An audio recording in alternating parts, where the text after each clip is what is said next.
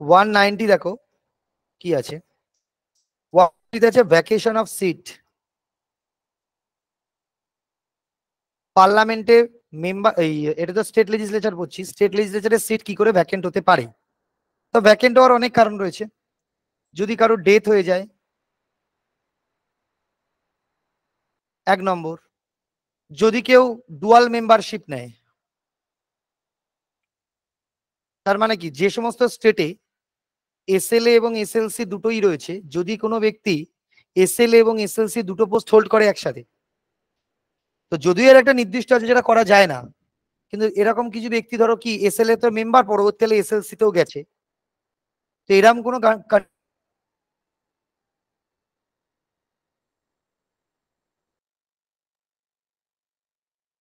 Sir আপনার কথা শোনা যাচ্ছে না।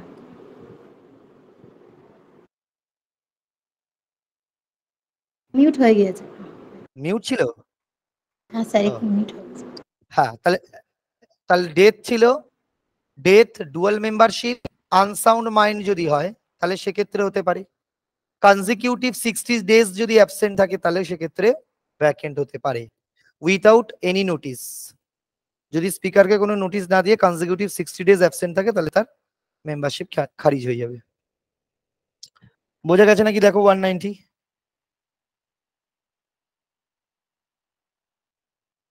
191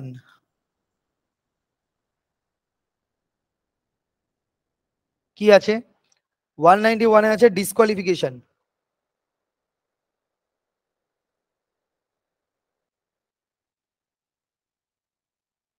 মেম্বারদের ডিসকোয়ালিফিকেশন কি কি গ্রাউন্ডে আসে? দেখো ডিসকোয়ালিফিকেশনের অনেকগুলো গ্রাউন্ড আছে। এক, ওই যে যেগুলো আগেই বলছিলাম, আনসাউন্ড মাইন্ড, পাগল, ব্যাংকরাপ্ট, দেউলিয়া, এটা যদি হয়ে যায়। 3, কোনো ফরেন সিটিজেনশিপ নিয়ে নিলে এটা হয়ে যায়। যদি সে অফিস অফ প্রফিট হোল্ড করে তা হতে পারে। তো এই গ্রাউন্ডে হচ্ছে তোমার কি হতে পারে, ডিসকোয়ালিফিকেশন আসতে পারে মেম্বারদের বিরুদ্ধে। দেখে নাও।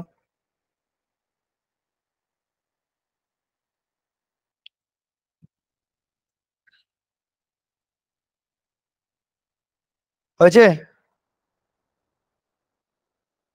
হ্যাঁ স্যার। 193 দেখো, পেনাল্টি হবে,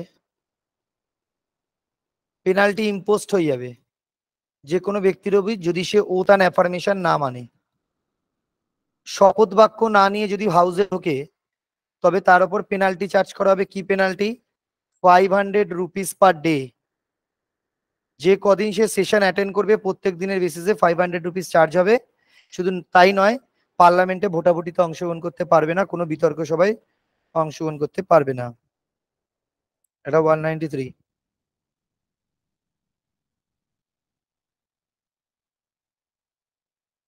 195 স্যালারি অ্যালাউন্সেস। তাদের স্যালারি আর অ্যালাউন্সের কথা বলে দিয়েছে। তাদের স্যালারি অ্যালাউন্স কে ঠিক করে?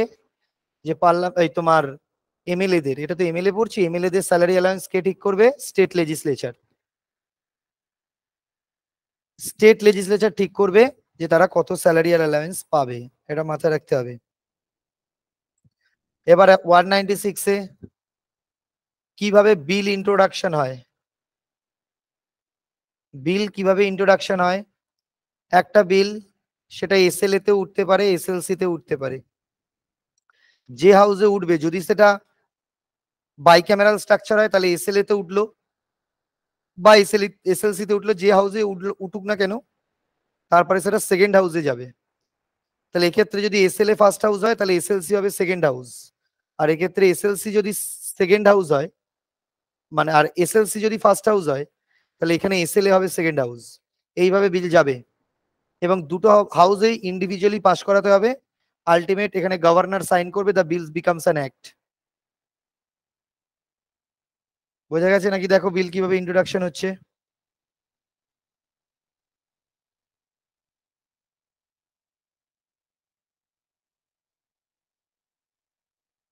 বুঝতে পারা গেছে?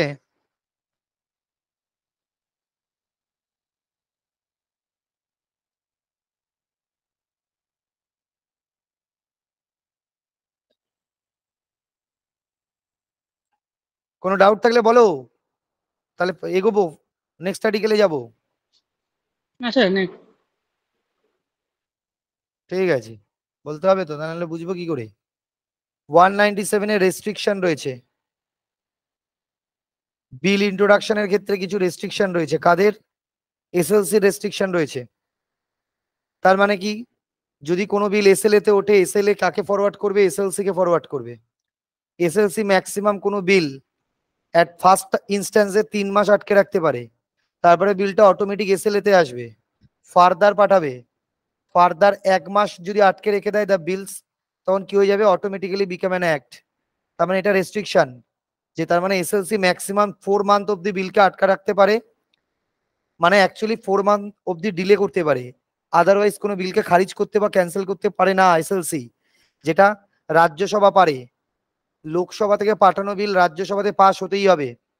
রাজ্যসভা যদি না পাস করে, তাহলে এই ক্ষমতা লোকসভার নেই যে লোকসভা বিলটাকে ওভাররাইট করে পাস করে দেবে। বাট এখানে ওভাররাইট পাওয়ার আছে এসএল এর। এসএলএ ওভাররাইট করে কি করবে? বিলটাকে গভর্নরের কাছে পাঠিয়ে দিয়ে পাস করিয়ে দেবে। দেখো বোঝা গেছে কিনা। স্যার গভর্নর কতদিন হোল্ড করতে পারবে স্যার? এবার গভর্নর কতদিন হোল্ড করতে পারে? ম্যাক্সিমাম থাকে তার হাতে। তো ডিপেন্ড করছে কোন ধরনের বিল আসছে তার হাতে। এটা অর্ডিনারি বিলের ক্ষেত্রে হোল্ডিং আসে, তাছাড়া আসে না। মানি বিল, কনস্টিটিউশনাল অ্যামেন্ডমেন্ট বিল, এইগুলো তো তিনি হোল্ডিং এর ব্যাপারই নেই, তাকে সাইন করতেই হবে। যখন আমরা অর্ডিনারি বিল নিয়ে আলোচনা করব, তখন সেক্ষেত্রে হোল্ডিং এর প্রশ্ন আসে, এটা মাথায় রাখতে লাগবে। আর শুধু তিনি হোল্ডিং করতেই পারেন না, তার কাছে বিল এলো, এই যেখান থেকে গেল, সেই বিলটা তিনি সাইন না করে তিনি ফরওয়ার্ড করবেন প্রেসিডেন্টকে, এটাও আর্টিকেলে আছে। এবং প্রেসিডেন্ট তাকে যে ওপিনিয়ন দেবে, সেই ওপিনিয়ন বা মেসেজ তিনি ফরওয়ার্ড করবেন।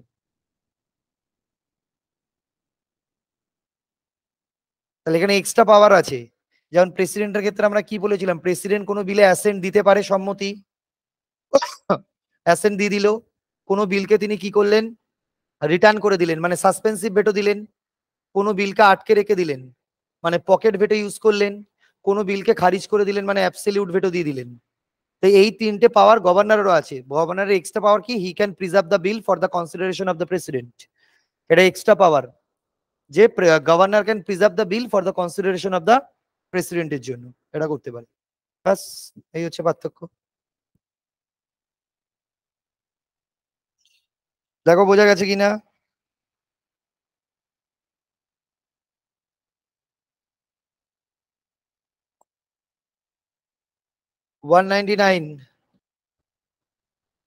এখানে কি আছে? ডেফিনিশন অফ মানি বিল। আচ্ছা, তার আগে এটাও পড়ে নাও, special procedure of money bill. মানি বিলের স্পেশাল প্রসিডিওর।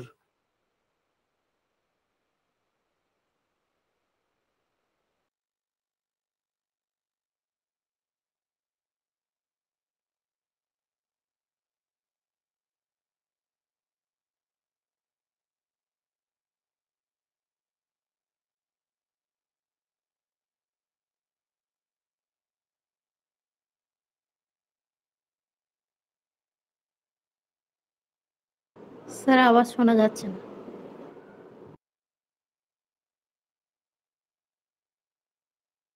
190টা কি বললেন? কিছু শুনতে পাইনি, একটু বলুন। স্পিকার অফ হয়ে গিয়েছে, শোনা যাচ্ছে না কিছু।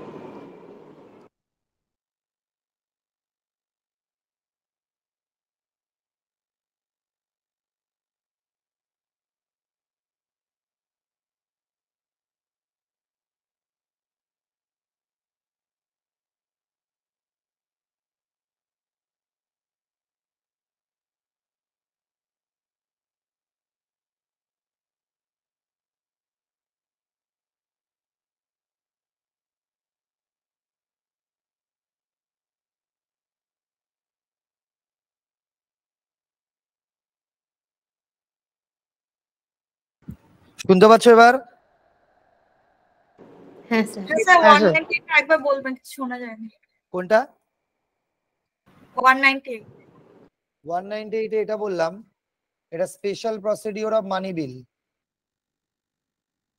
Special procedure of money bill, money bill কি করে পাস করাতে হয়। মানি বিল পাস করানোর পদ্ধতি হচ্ছে money bill can only be introduced in SLA, then it is transmitted to the SLC. SLC এর কাছে কতদিন থাকে? SLC has only 14 days, within 14 days তাদেরকে কি করতে হবে? They have to answer, otherwise the bill will automatically become an act. তার মানে এক্ষেত্রে অ্যাবসলিউট রাইট এনজয় করছে কি? এসএলএ। আর এসএলসির এখানে কিন্তু পাওয়ার নেই যে 14 দিন যদি ডিলেও করে রাখে the bill will automatically become an act হয়ে যাবে। তো এখানে এদের হাতে জাস্ট 14 days টাইম থাকে। আর বুঝতে পেরেছো মানে বিলটা কি? হ্যাঁ স্যার। আর মানি বিলের ক্ষেত্রে একটু বলে রাখি, it needs the prior recommendation of the governor. Without the recommendation of governor, the money bill cannot be introduced in either house. এটা মাথায় রাখবে, গভর্নরের অগ্রিম অনুমোদন ছাড়া এটা হাউসে আসবেই না। গভর্নরের অগ্রিম অনুমোদন এখানে লাগবে। অগ্রিম অনুমোদন যদি গভর্নর দেয় তবে সেটা হাউসে ইন্ট্রোডিউসড হবে। এটা পার্লামেন্টের ক্ষেত্রেও সেম। যখন আমরা সেন্ট্রাল মানি বিল পড়বো, ইট রিকোয়ার্স তোমার it requires prior recommendation of the president. President অনুমোদন করলে তবে সেটা লোকসভায় যাবে। সেম প্রসেস এখানে। দেখো বোঝা গেছে কিনা?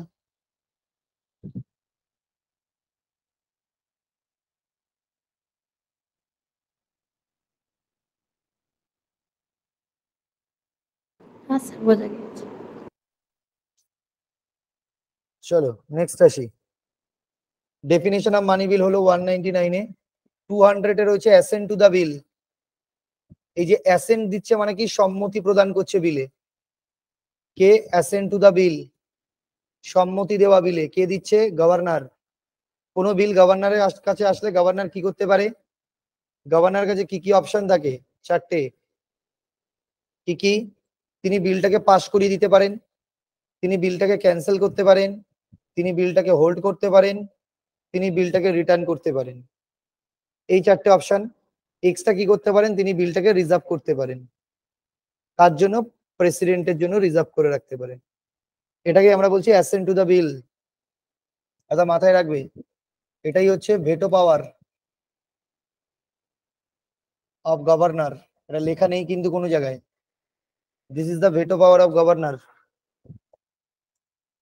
বিলে ভেটো পাওয়ারটা দেয় পরীক্ষায়। চলো, কত নম্বর আর্টিকেলে গভর্নর বিলকে রিজার্ভ করছে? এই যে বিল রিজার্ভ ফর প্রেসিডেন্ট, এটা 201 এ। Under article 201 governor can reserve the bill for the consideration of the president. এটা 201 এ, এটা পরীক্ষা দেয়। এই 201 এ রিজার্ভ করে। 202 এ কি রয়েছে? Annual financial statement. এই অ্যানুয়াল ফিনান্সিয়াল স্টেটমেন্ট কি আমরা কি বলি? বাজেট, স্টেট বাজেট, রাজ্য বাজেট। সেটা ইন্ট্রোডিউসড হয় 202 নম্বর আর্টিকেলে।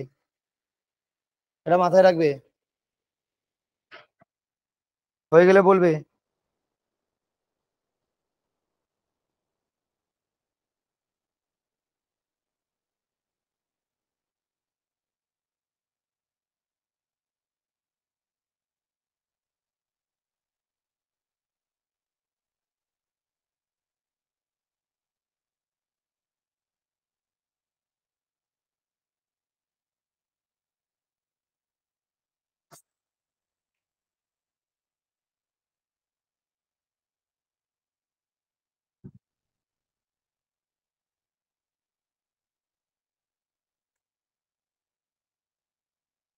হয়েছে? স্যার, প্রেসিডেন্টের জন্য রিজার্ভ করে রাখাটা যেটা বললেন, ওটা প্রেসিডেন্ট সম্মতি দিলে তারপরে গভর্নরও সম্মতি দিয়ে দেন? হ্যাঁ। আচ্ছা, ওকে স্যার।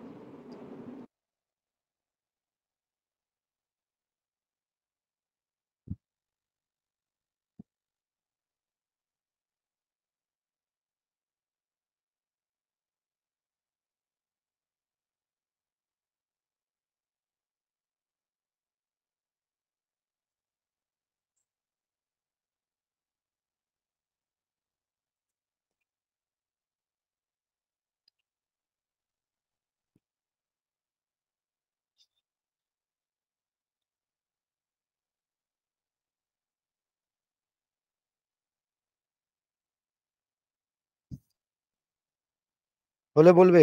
স্যার, হয়ে গিয়েছে। এবার ডাইরেক্ট লেখো 208, এখানে rules of procedure, rules of procedure, house কিভাবে চলবে তার রুলস অফ প্রসিডিওর এখানে লেখা থাকে। হাউসে কোন বিল উঠবে, কিভাবে মোশন আনতে হয়, কিভাবে বিল ইন্ট্রোডাকশন করতে হয়, এভরিথিং ইজ মেনশনড ইন 208। 2010 এ কি রয়েছে, ল্যাঙ্গুয়েজ, ভাষা কি ব্যবহার করা হবে, হাউসের ভাষা। তো যারা হচ্ছে যেগুলো হচ্ছে প্রত্যেকটা স্টেট লেজিসলেচার তাদের নিজেদের যে স্টেট ল্যাঙ্গুয়েজ রয়েছে সেই ল্যাঙ্গুয়েজে কথা বলতে পারে, কমিউনিকেট করতে পারে, এটা মাথায় রাখবে। 211-তে কি রয়েছে, রেস্ট্রিকশন আছে কিসের, কারণ 211-তে বলে দিয়েছে যে হাউসের মধ্যে মানে স্টেট লেজিসলেচারের মধ্যে কোনো ধরনের জাজেদের জাজমেন্ট নিয়ে কোনো ধরনের আলোচনা বা ক্রিটিসাইজ করা যায় না। একইভাবে 212-তে কি বলেছে, একইভাবে কোর্টও স্টেট লেজিসলেচার কিভাবে কাজ করছে, কিভাবে বিল পাস করছে সেই বিষয়ে মানে ইন্টারফেয়ার করতে পারে না। কোর্ট যেমন হাউসের কাজে ইন্টারফেয়ার করতে পারে না, হাউসও তেমন জাজ বা জাজমেন্ট নিয়ে কোনো ক্রিটিসাইজ করতে পারে না। এটাই 212-তে লেখা আছে। আর লাস্ট আর্টিকেল এই চ্যাপ্টারের 213-তে রয়েছে অর্ডিনেন্স পাওয়ার, কার, গভর্নরের অর্ডিনেন্স মেকিং পাওয়ার। এটা পরীক্ষায় দেয় কত নম্বর আর্টিকেলে গভর্নর অর্ডিনেন্স ডিক্লেয়ার করতে পারেন, 213 নম্বর আর্টিকেলে অর্ডিনেন্স ডিক্লেয়ার করতে পারেন। বাস শেষ স্টেট লেজিসলেচার। স্যার একবার 212টা বলবেন কোর্টের ব্যাপারটা। হ্যাঁ, কোর্ট কি করতে পারে না, কোর্ট হাউসের কাজে ইন্টারফেয়ার করতে পারে না। হাউস স্টেট লেজিসলেচার কিভাবে কাজ করছে মানে কিভাবে বিধানসভা বিধান পরিষদ কাজ করবে সেই বিষয়ে কোর্ট নাক গলাতে পারে না। একইভাবে কোর্টের কোনো বিষয় নিয়ে বা কোর্টের কোনো জাজমেন্ট নিয়ে হাউসের মধ্যে কোনো আলোচনাও হতে পারে না। বোঝা গেল?